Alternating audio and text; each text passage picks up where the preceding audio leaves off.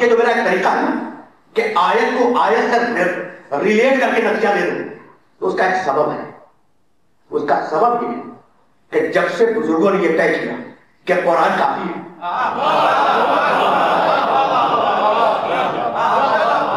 اب ہم بزرگوں کے راستے سے ہٹ تو نہیں سکتے نا. اب ہم نے بھی طے کیا کہ دلیل قرآن سے دیں گے. بھائی کل پیغمبر نے دو چیزیں دی، قرآن اور عبرت. عبرت کو کل چھوڑ چکے ہو اور آج اتنی آیتیں سناؤں گا کہ قرآن میں رکھ کے چلے جاؤ گے.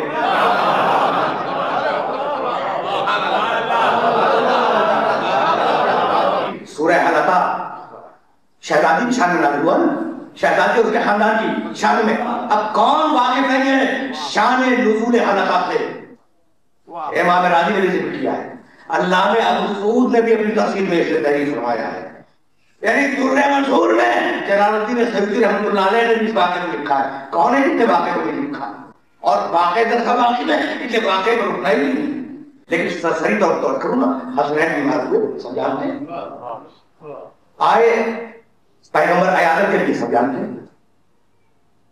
جب باہر نکل رہے تھے پریشانی کے عالم میں جبریل اترا اور کہنے لگا یا رسول اللہ، اللہ نے آپ کو سلام کہا اور یہ کہا کہ اگر آپ چاہتے ہیں نوازش شفایا ہو جائیں تو آپ کہیں فاطمہ سے کہ وہ منت مانے کہ اگر بچے شفایا ہو جائیں گے تو 3 دن روزہ رکھیں گے.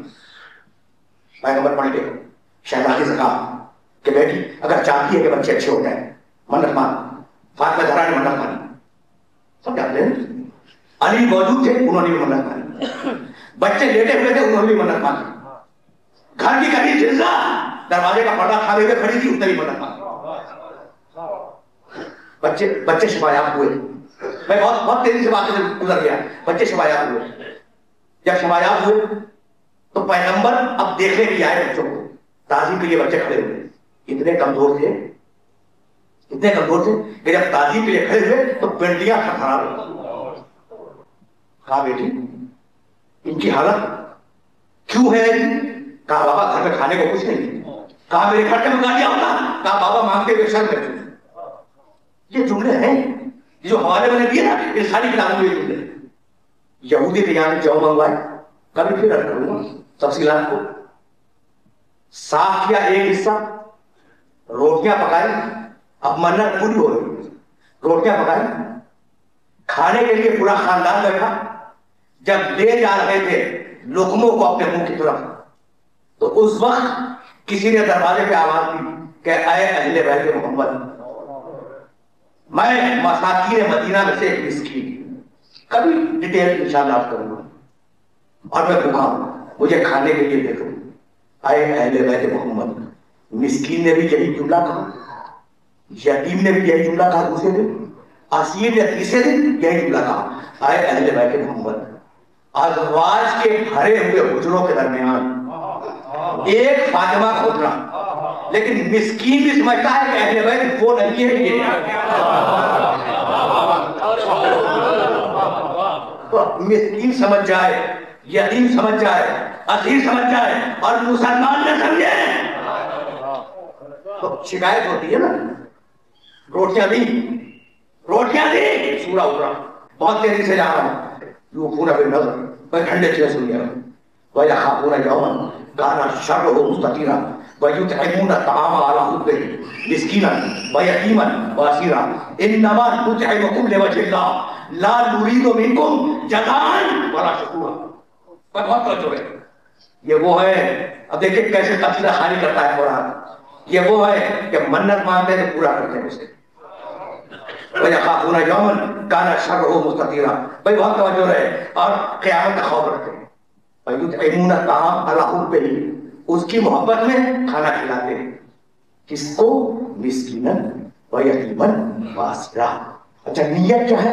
اِنَّمَا نُطْعِمُكُمْ لِوَجْهِ اللَّهِ. بھائی سنو مسکینوں، سنو یتیموں اور سنو اسیروں، ہم جو یہ کھانا دے رہے ہیں نا لِوَجْهِ اللَّهِ، اللہ کے لیے دے رہے ہیں. لا نريد منكم جزاء ولا شکورا، نہ تم سے اس کا بدلہ چاہیے، حد تو یہ ہے کہ تمہارا شکریہ بھی نہیں چاہیے. تیور دیکھیے آپ نے آئے کہ بلِ وجہ اللہ، کھانا دے رہے ہیں اس کے لیے، تو اگر بدلہ دینا ہو تو بولے، شکریہ ادا کرنا ہو تو وہ ادا کرے. کوئی بات واضح ہو رہی؟ اب قرآن نے آواز دی، قرآن نے کہا درمیان میں آئے چھوڑی وَجَزَاهُمْ بِمَا صَبَرُوا جَنَّةً وَحَرِيرًا۔ بھائی سنو، ان روزہ رکھنے والوں نے بڑا صبر کیا ہے، جزاہم بما صبروا جنۃ، ان کے اس صبر پہ ہم نے جنت دے دی۔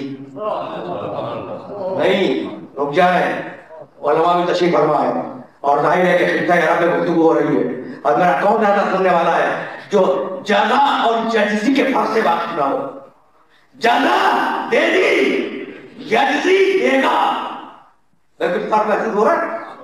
جزاہم بما صبروا جنۃ وحریرا، ہم نے جزا دے دی، دنیا میں جنت دے دی، اور یجزی دے گا۔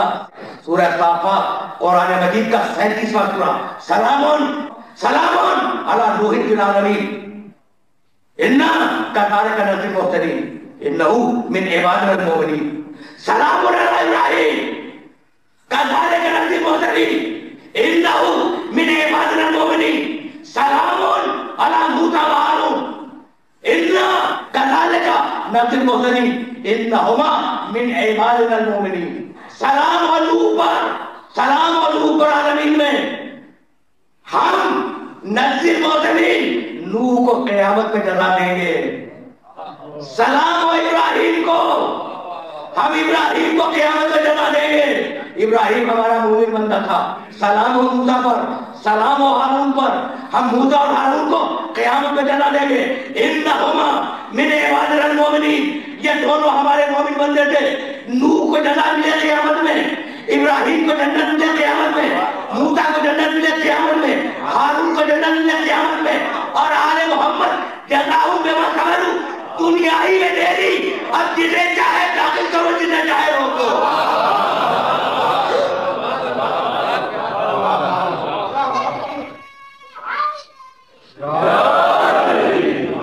ہم نے جنت دی، انہیں دے دی نا جنت۔ اچھا جنت میں نعمتیں کیا دیں گے؟ اب وقت نہیں کہ میں تفصیلات کروں۔ حریر دیں گے، باغ دیں گے، تخت ہوگا، قالین بچھے ہوئے ہوں گے، نہریں جاری ہوں گی، خوبصورت بچے پاکیزہ مشروب لیے ہوئے چاندی کے برتنوں میں سر کر رہے ہوں گے، اعلیٰ ترین ریشمی لباس ہوں گے۔ گن لیجیے جا کر نعمتوں کو، 10 آیتوں میں فہرست ہے کہ جنت میں کیا کیا نعمتیں ہیں، لیکن اب میں کیسے عرض کروں کہ قرآن نے جہاں بھی جنت کی نعمتوں کی ڈیٹیل بیان کی ہے، اس سورے کے علاوہ، سورہ حلقہ کے علاوہ سب جگہوں پر تفصیلات جہاں پہ ہیں، وہاں حور کا تذکرہ ضرور ہے۔ حور مقصورات فی الخیام لم یطمثہن انس قبلہم ولا جان۔ پر جنت کی نعمتوں کے تذکرے میں سارے مقامات پر حور کا تذکرہ ہے، لیکن ذمہ داری سے کہہ رہا ہوں سورہ حلقہ میں ساری نعمتوں کا ذکر ہے، حور کا نہیں ہے۔ وہ سورہ جو فاطمہ کی شان میں نازل ہو، ان میں حور